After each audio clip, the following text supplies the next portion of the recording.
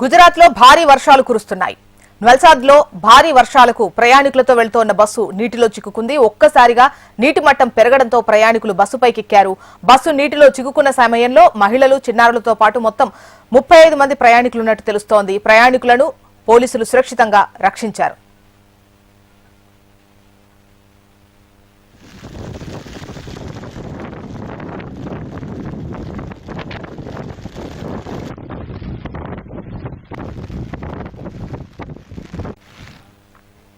గుజరాత్ లో భారీ వర్షాలు కురుస్తున్నాయి.